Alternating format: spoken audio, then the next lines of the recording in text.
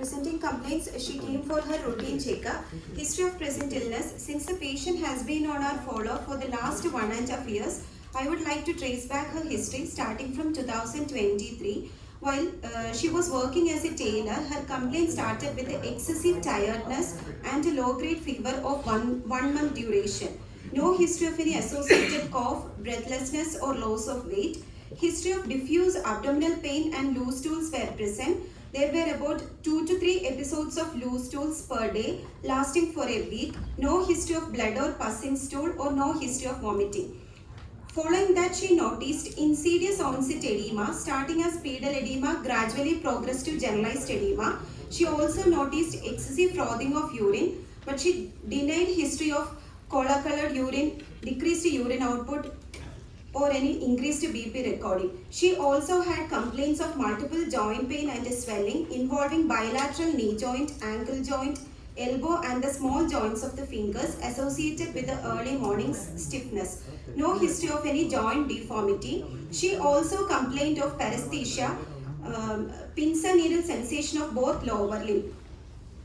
It was associated with a low backache. No history of any motor symptoms. No history of sensory or motor symptoms of the upper limb. No history of any symptoms suggestive of cranial nerve involvement.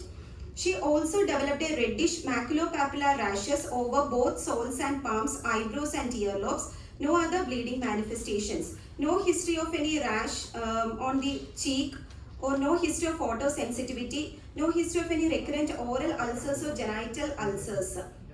No history suggestive of color change of the fingertips secondary to cold exposure. With these complaints, she was admitted and on evaluation, she was told to have decreased blood counts with an increase in creatine. The creatine increased up to 2, which she remembers as 2. Urine examination showed loss of protein and blood in urine, which was confirmed with a 24-hour urine examination. Then she underwent a renal biopsy and started on some IV medications. For her low backache and sensory symptoms of the lower limb, MRI spine was taken and it showed some disc disease. She also told that she was tested positive for syphilis and she was given 3 weekly doses of some IM injection. LP study and eye examination was done and which was told to be negative, and syphilis screening for partner also turned to be negative. Meanwhile, with her renal biopsy report, she was started on an IV injection which was given every 2 weeks for 6 doses with a regular monitoring of blood counts and urine examination. With the medication, she improved symptomatically with the resolution of edema and normalization of creatine to less than 1 milligrams per deciliter. After that, she lost follow-up for almost 1 year and defaulted all medications. 6 months back, she again presented with a generalized fatigue, abdominal discomfort with loose stools, followed by frothing of urine and facial puffiness. No history of any cola-colored urine or decreased urine output. With the symptoms, she consulted nearby hospital and she was told to have a high BP recording. On evaluation, she was told to have disease recurrence with the fall in blood counts and again loss of blood and protein in urine with the worsening of creatine which increased up to 4. Hence, she was started on IV injection, the same as previous as stated by the patient, to be taken every 2 weeks. And during her hospital stay,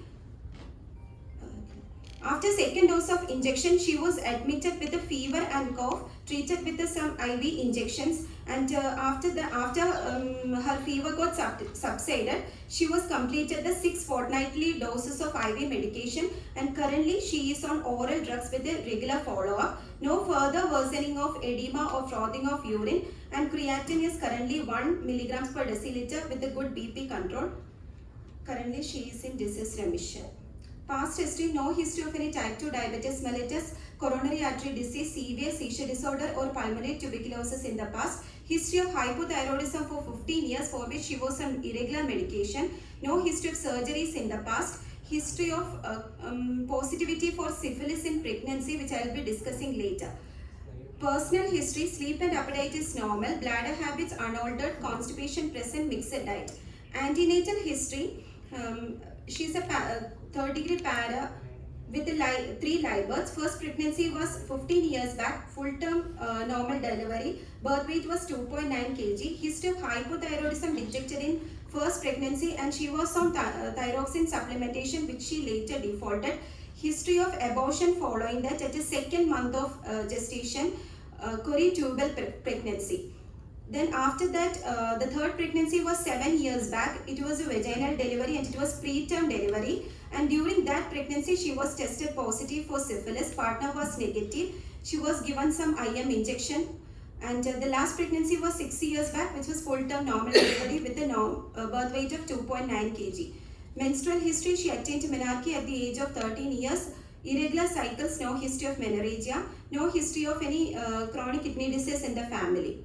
So to summarize, 39-year-old female, P3L3A1 with no significant family history of chronic kidney disease, history of hypothyroidism for the past 15 years, with the history of syphilis in pregnancy, presented 1.5 years back with the complaints of abdominal pain and loose stools, followed by frothing of urine and generalized edema.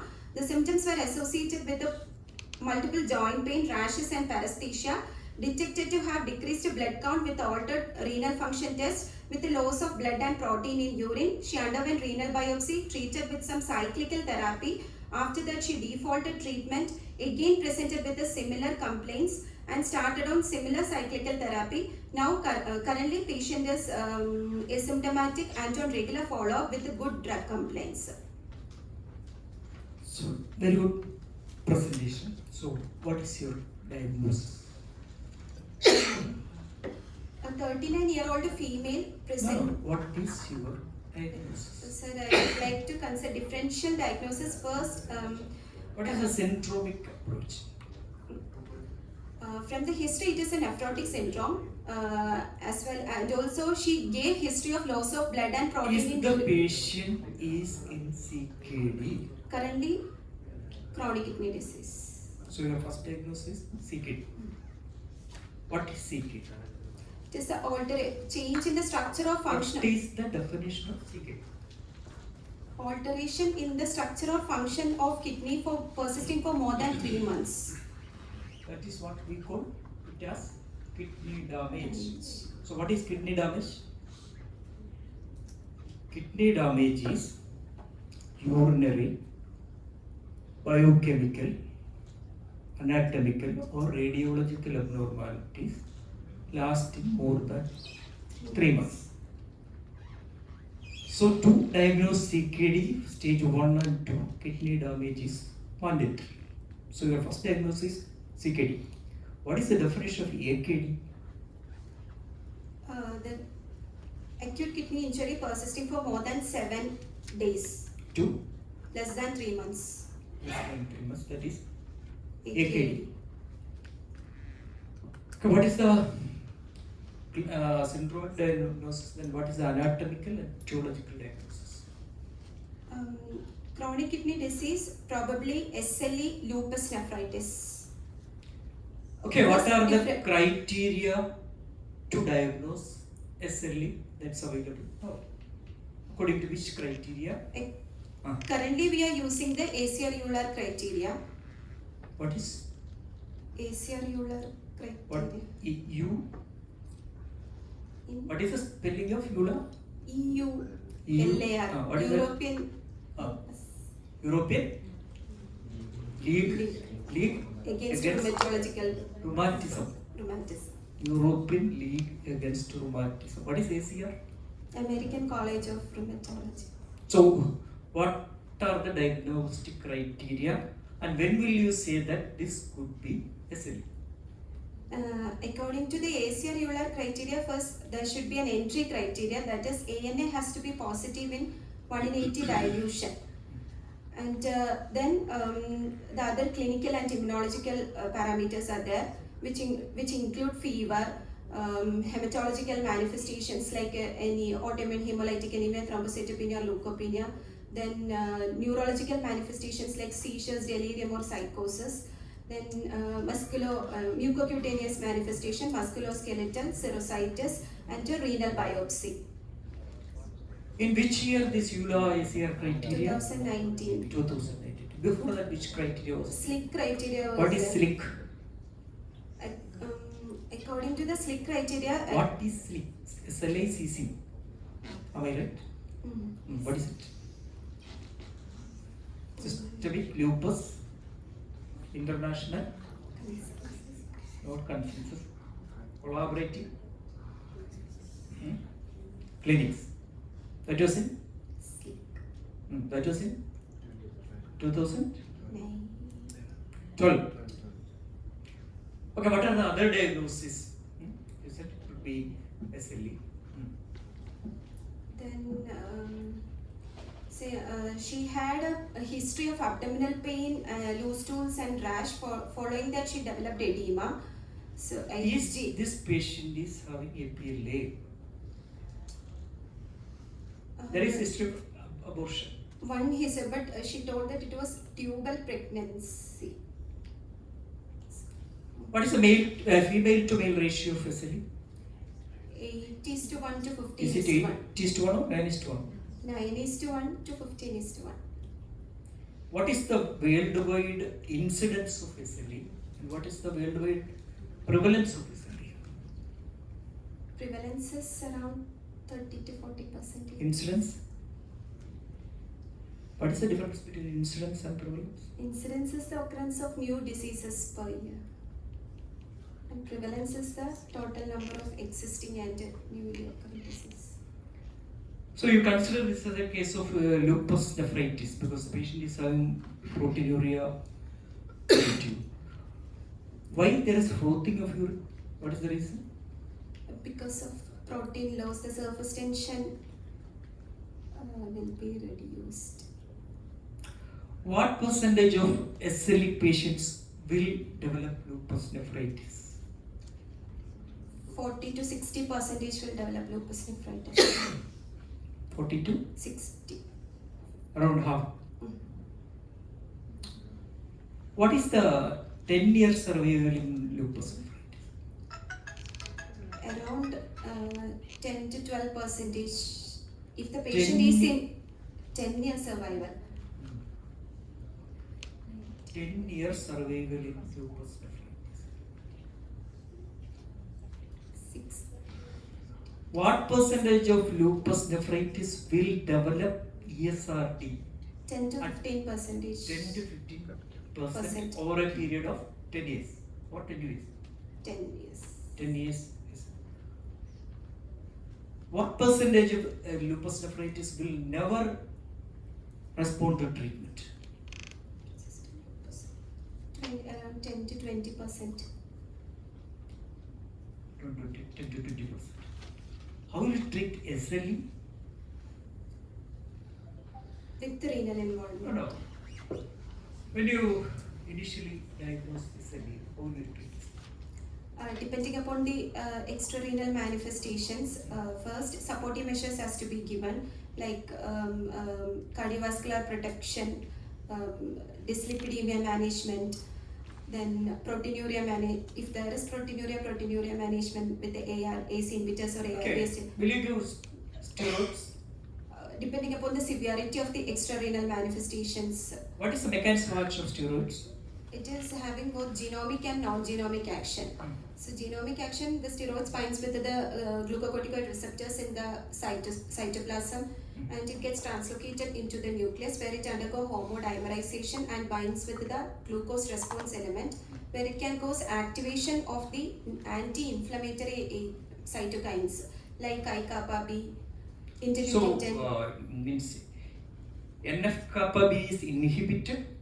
NF-kappa B is inhibited and by the because there is more excess I-kappa B. There is excess I-kappa B and NF-kappa B is inhibited. What is the pathogenesis of lupus nephritis? The basic mechanism is the aberrant apoptosis occurring in Aberrant or defective? defective. Which? Aberrant. Which? Where do you want to use? Is it defective? Apoptosis? Defective apoptosis. You know it is a multifactorial, many factors contribute to the pathogenesis. Yes, So what is the triggering event and what is the role of the nucleosome, what is the role of the histone? triggering both genetic as well as environmental. Genetic, which means actually is which DR is associated? HLA DR 2, 3 and 15. Okay. Then how? What is the mechanism? And because of the environmental factors like UV light, smoking history, estrogen exposure in females, or some epigenetic mechanisms, there is increased risk for defective apoptosis. That is, the apoptosis is actually the programmed cell death, which is a non-inflammatory process. So the factors promoting the apoptosis will be increased, like FAS receptors, BCL, like that, and also that there is a defective clearance of the apoptotic bodies. So these apoptotic bodies contains the altered or the modified chromatin, which act as the autoantigens, and also there is netosis happening in SLE, that is a neutrophil extracellular traps, which again contains this chromatin and the antimicrobial peptides. Both this defective apoptotic bodies and the nets act as a source of the autoantigens against which the autoreactive T cells are produced, which activates the B cells and produces the antibodies and form immune complexes, and these immune complexes get deposited in the kidney, or these antibodies can be directed against where it is deposited in the glomerulus, mesangium, in the interstitium. In the glomerulus and in the mesangium, it can be so what is the mechanism of proteinuria? What is the exact mechanism of proteinuria in lupus nephritis? Endothelial damage can occur, so loss of glycocalis, and also podocyte injury. Podocyte injury. What is mesangial hypercellularity? It is the presence of more than or equal to 3 cells per mesangial area in a 3 microns thick section. What is exactly necrosis? What do you mean by necrosis? Necrosis means it is an inflammatory type of cell death, in which the cell membrane will not be intact. What happens to the glomerular basement? That is disrupted or not? In necrosis, disrupted. There is disruption. Glomerular basement membrane. What are the urinary markers in lupus? Proteinuria and presence of active sediments, as well as the newer markers. Any new MCP and NGAL can be used, but it is not RCTs are not available. NGAL and MCP one.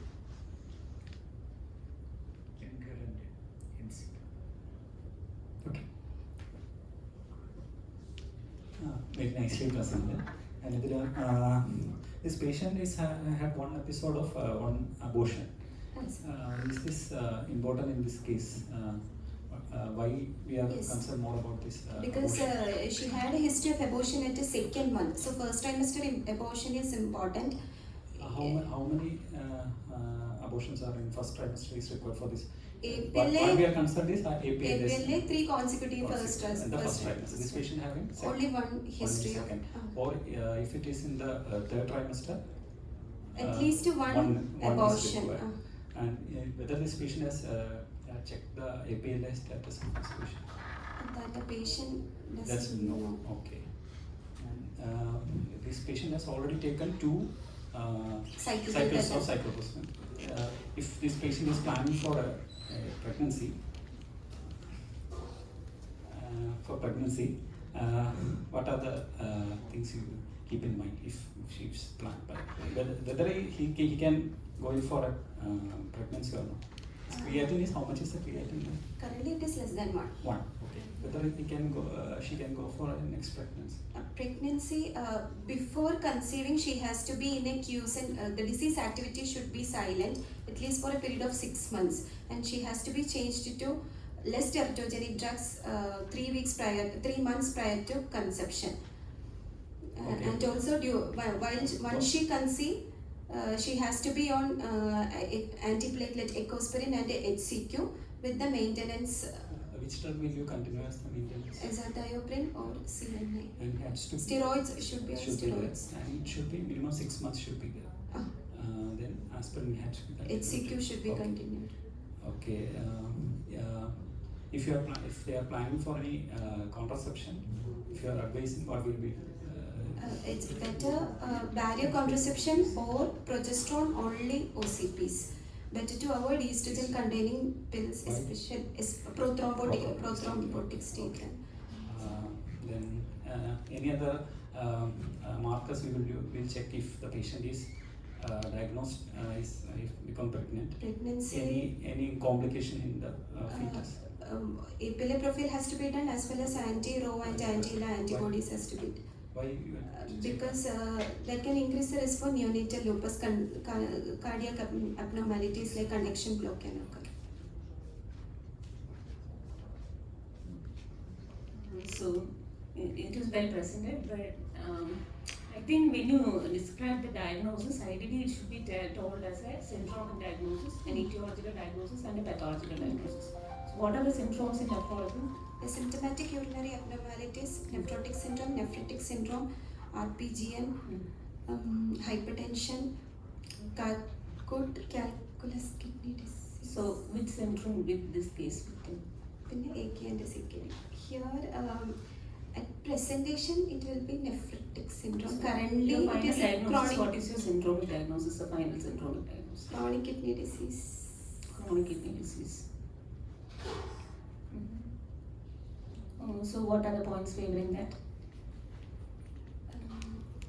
More than 3 months, she was having urinary abnormalities. Okay. Urinary abnormalities persisted for 3 months? We don't know. She presented acutely.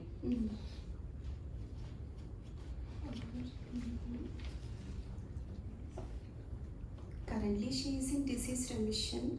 So, presentation. First episode, it was nephritic. Okay. Second, there was a rise in creatinine also. So,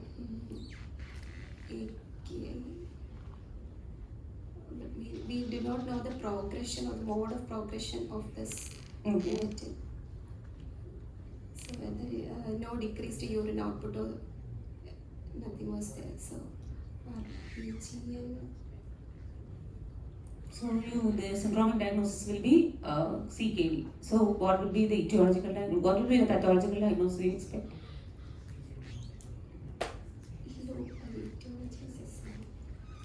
Glomerular CGN. Chronic glomerular nephritis. Or you can say lupus nephritis. What do you expect? Lupus nephritis, it can be etiological diagnosis. SLE, lupus nephritis. SLE will be the etiological diagnosis. Any other pathology you can expect in this patient? Apart from a chronic glomerular nephritis. Patient always presented with an abdominal pain, loose stools followed by decrease in counts, and then there is a renal failure.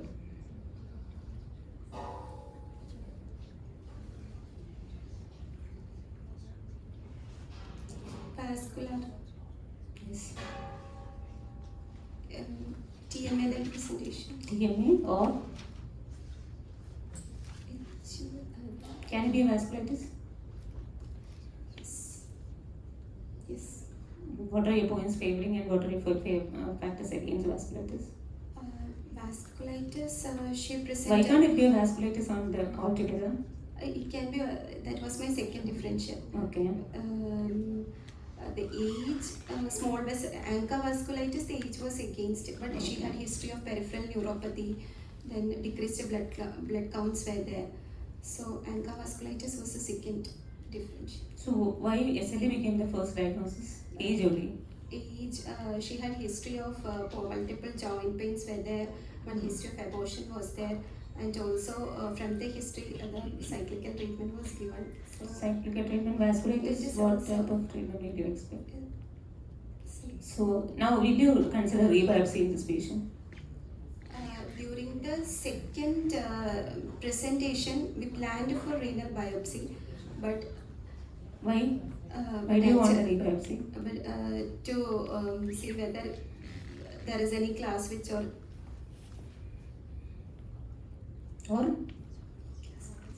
chronicity. Yes.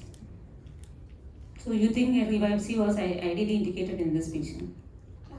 But she presented with a severe renal failure, we have given a pulse steroid therapy to which she responded. So chronicity was kept below. Okay. So, what is the biopsy? What do you expect a biopsy in this patient? Suppose it is a lupus nephritis. Proliferative pattern. What is the pathological classification of lupus nephritis? IS and RPS. Okay. So probably class 3 or 4. Most likely class 4 because renal failure was there also. Okay.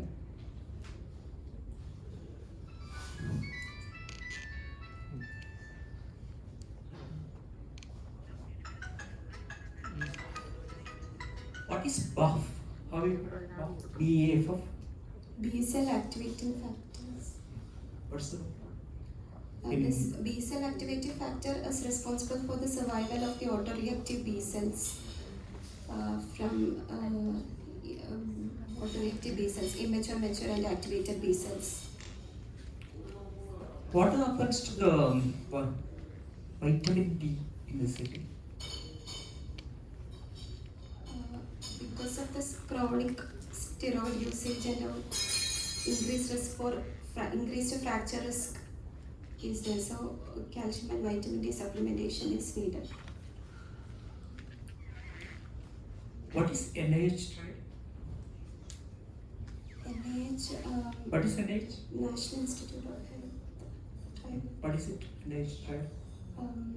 3 trials were there. The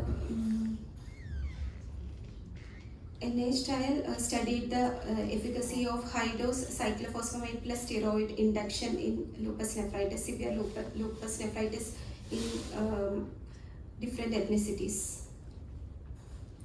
What are the shortcomings of NIH trial?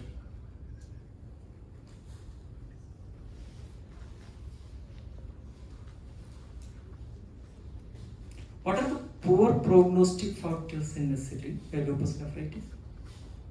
High activity index at representation, elderly, males or pediatric population, Non-whites, blacks and Hispanics.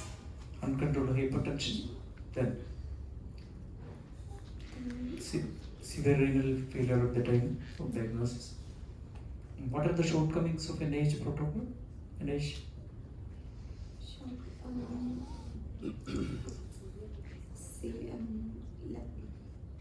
It included severe lupus nephritis and also included different ethnic groups. More relapses, more gonadal toxicity. Premature ovarian failure. How will you prevent gonadal toxicity? How will you give IV cyclophosphamide? Cyclophosphamide 500 mg IV. It is usually given during the daytime. In normal saline or 5% extra? No, sir. Why not 5% extra? What is MESNA? It is an antidote for acrolein, which is an active metabolite of cyclophosphamide, to prevent the bladder toxicity. It is usually given when the dose is more than 1 gram per meter square. What is the action? What is the name? MESNA?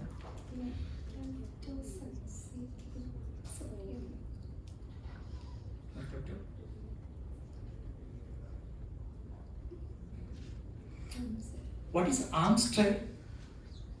ARMS trial is the Asprava lupus management study, which studied the role of MMF as an induction agent as well as for the maintenance. In the maintenance, it compared MMF with the azathioprine. What is the mechanism of action of MMF? Where it is? IMP dehydrogenase inhibitor. So it inhibits the de novo purine synthesis in lymphocytes. What is the criteria to diagnose APLA? Whose criteria? Clinical and lab criteria should be present. Clinical Whose criteria? Sapporo's modified Sapporo's. Whose criteria? What's it? Clinical criteria is the presence of vascular thrombosis, thrombotic event or obstetric criteria is there. Thrombotic is the history of arterial or venous thrombosis, and obstetric criteria, 3 or more consecutive first trimester abortion before 10 weeks, or 1 stillbirths after 1 abortion after 10 weeks, or 1 preterm delivery before 34 weeks. And the lab criteria is the presence of lupus anticoagulant, antibodies against beta-2 glycoprotein and cardiolipin. The test should be positive 12 weeks apart, 2 values for 12 weeks apart. What is the animal model for lupus nephritis? What is the animal model for lupus nephritis? Or is it New Zealand black-white model. New Zealand black and white Model. F1. New Zealand black, white, F1. Mice. So, according to you, which drug will you use? Is it cyclophosphamide, MMR, rituximab? What's your opinion about rituximab? What is the mechanism of action? Rituximab is not. When will you use rituximab? Will you use it as a first line drug? No, it is tried in resistant lupus. Resistant lupus, not as an induction.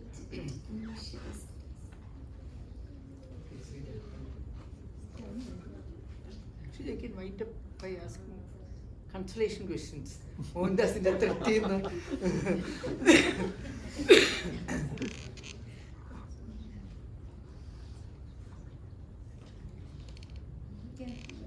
So finally your diagnosis is essentially lupus nephritis, probably a reactivation of the disease, right?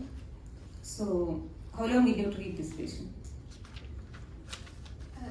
First induction for 6 months, followed by maintenance.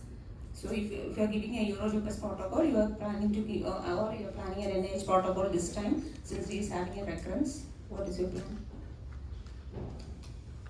Actually, we have given according to Euro-Lupus 6 doses, followed by currently she is on of maintenance. So it should be continued. She should be on maintenance therapy for at least 3 years, but it should be continued. So how will you decide what are the features of reactivation? Recurrence of clinically we can assess. Then serological evidence like elevated dsDNA or low complement levels. Okay. Then histological. Yes. Hello. One thing in the proteinuria criteria, RBCs, anything else that RBC class, anything in the urine? Relapse. Yes. What is the criteria for relapse? You are following up a patient on SLE who is under follow-up and you are checking the urine, and how when will you consider she is having a relapse of her nephritis? Proteinuria more than 500 milligrams per day, or evidence of active urinary sediments like the presence of acanthocytes or dysmorphic RBCs or RBC cast. And along with that, What is complete GFR. remission? The proteinuria less than 500 milligrams per day, with the stabilization or improvement in the eGFR plus or minus 10 to 15% from the baseline. And partials? The proteinuria less than 3 gram, declined by more than 50%, but it is less than 3 grams. Not less than 500, between 500 and 3 grams, and it has reduced by 50% from the baseline. And creatinine? Creatine, stabilization of creatine plus or minus 10 to 15% from the baseline. Okay. You can wind up Alexis. You did very well. Actually ഇതിൽ എൻ്റെ സീനിയറായിട്ടുള്ള ചേച്ചിയുടെ മോളാണ്. But എനിക്കത്ര പ്രായമൊന്നുമില്ല, അവർക്ക് പ്രായം കൂടുതലായതുകൊണ്ട് ഇതേപോലെ സതീഷിനും എനിക്കൊരു പ്രായമാണെന്ന് ഇപ്പോൾ തോന്നും, പക്ഷെ അങ്ങനെയൊന്നുമില്ല. അദ്ദേഹം വളരെ സീനിയറായിട്ടുള്ള ആളാണ്. കയ്യാണെന്നൊക്കെ ആൾക്കൊരു പറയും, കുഴപ്പമില്ല. Most welcome to presentation by Devika.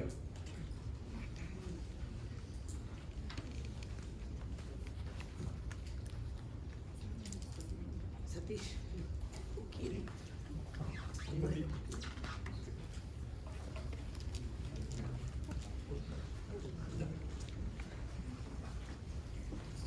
Respected teachers and friends, my patient is a 48-year-old male hailing from Kanyapuram. He is an engineer by profession. Informant is self and his trace reliable. Date of admission 3/12/2020.